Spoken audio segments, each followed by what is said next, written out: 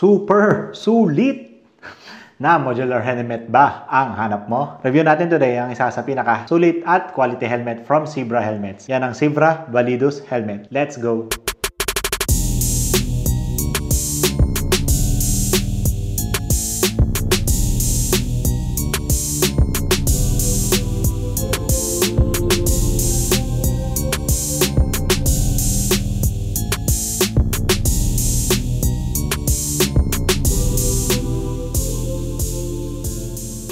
Magandang araw po, welcome po sa Mooncycle.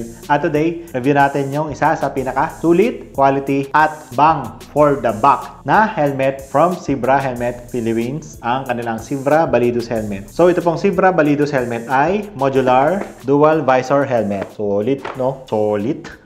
Ano natin nasabing sulit? Ngayon pa lang sabihin na natin yung kanyang price ay below 3,000 pesos lang. 2,000 plus lang po ang helmet na ito, no? Modular na, dual visor pa. At ang maganda dito, ang nagustuhan natin kay Validus Helmet is quality talaga din yung mga ginamit na materials niya, no? Kung mapapansin natin, meron at marami-rami namang mga helmet dyan sa market na nagkakahalaga ng below 3,000. 1,500 to 2,500, 2,800 range. Pero ang pinagkaiba ni Zebra Validus is nagustuhan ko, maganda yung quality ng pagkakagawa sa kanya, maganda yung mga materyales. Saka mapapansin naman natin pag hawak natin yung helmet, kung maganda talaga yung pagkakagawa at yung detalye sa kanya, no? Para sa presyo niya, again, below 3,000 pesos lang po ang helmet na ito, no? Napakasulit. So ano-ano nga ba ang features ng Validus helmet na ito? Tara, isa-isahin natin. Again, sa materials na ginamit, made siya ng karamihan na ginagamit din ng mga helmet sa market, polycarbonate. Usually, ang polycarbonate po ang isa sa pinaka medyo mabigat na material na ginagamit ng mga manufacturer sa helmet, pero mapapansin natin dito, kahit modular siya, hindi siya ganun kabigat, no? Manageable yung weight niya. May mga cuts din siya dito, nakakatulong yan sa aerodynamics pagdating natin sa ride. Meron siyang air vents, again dito, sa usual part. Meron din siya dito sa taas, sinasara natin yan pag maulan. And lalabas yung hangin na pumapasok sa loob ng helmet natin dito sa may built-in spoiler niya. Yes po, may built-in na spoiler na po ang ating Zebra Validus sa kulay ng helmet niya, no? So ito po ay solid color na puti. May mga available po tayo na matte black, gloss black, kulay pink, blue, purple,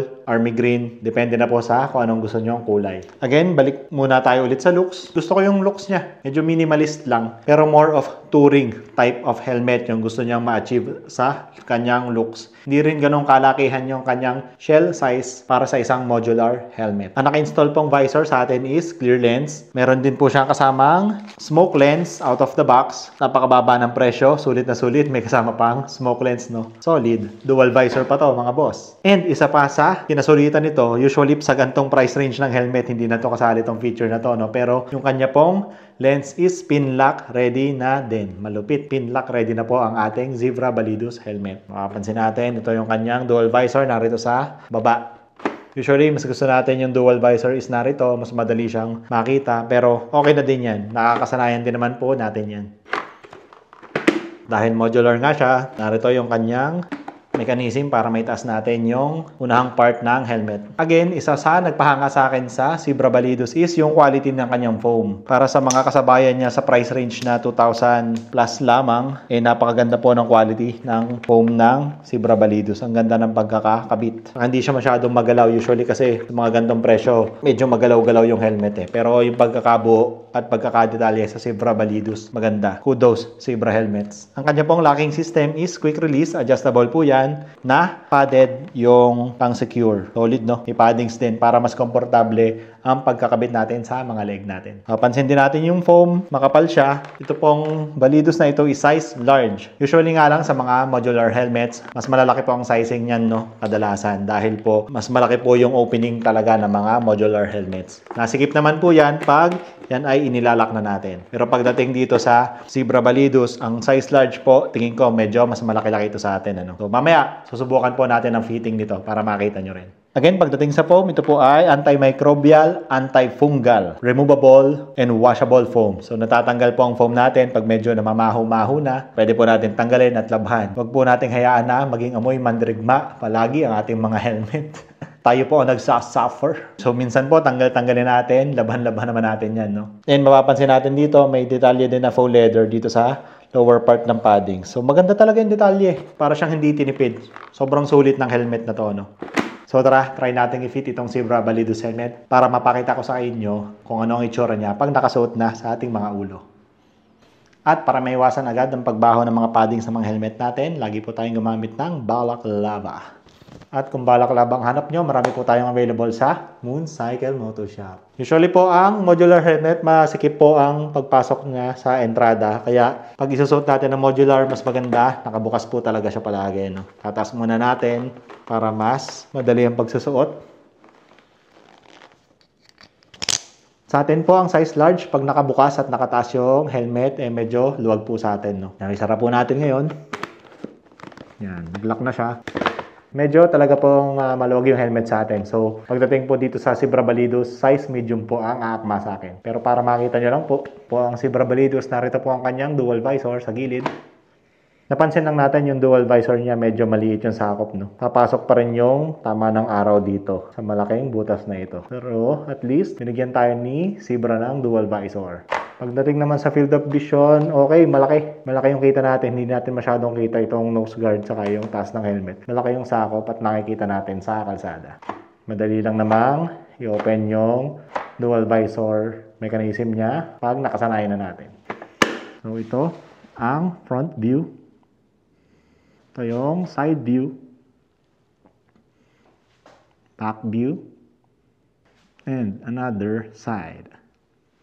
Yun sa mga naghahanap ng racy helmet na look, medyo pili po kayo sa ibang options ng Zebra helmets or other helmet brands. Ito po kasi ang inuhuli niyang helmet look is yung pang touring talaga, no? Medyo pabilog yung styling niya, leaning towards sa comfort ang habol ng ating Zebra Balidus helmet. Oh, okay, maganda yung feels niya. Hindi ako nagsuot na parang sub 2,000 helmet lang. Talagang maganda yung feel niya sa akin. Medyo maluwag lang. Usually po, ang mga helmets natin ay full face, no? Pero ito lang talaga ang advantage ng modular, oh. May tataas mo. Pag medyo mainit yung panahon, pwede mong itaas yung helmet. Pag tumitigil tayo pag sa traffic light, pag na-red light tayo, or pag yun nga nasa traffic tayo, minsan walang hangin na pumapasok sa helmet natin. So maganda na itataas natin, no? At pag makipag-usap tayo, magtatanong tayo ng direksyon, hindi tayo makipagsigawan or tatanggalin pa natin yung full face helmet, no? Ito at least itataas na lang natin to. Mas madali yung usapan. At mas relax minsan, no? Advantage talaga ng modular helmet compared sa full face helmet. So again, sa mga naghahanap ng kanilang pang daily helmet na sulit, maganda ang kalidad, magandang pagkakagawa, sulit yung materyales, pero sa sulit na presyo, subukan nyo po itong Balidus Modular Helmet from Zebra. Modular, dual visor na rin po yan, may kasama pang lens, no? Pwede po kayo mag-visit sa Mooncycle Moto Shop para ma-fit nyo yung helmet at makapamili kayo ng mga kulay na available doon. Available din po yan sa ating mga online shops, ha? Visit nyo lang po para makapamili po kayo kung medyo mas malayo-layo po kayo. And please, paki-like and subscribe na rin po sa ating YouTube channel, no?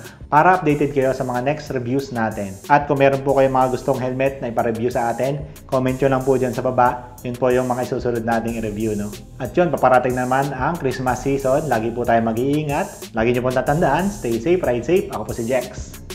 Enjoy the ride.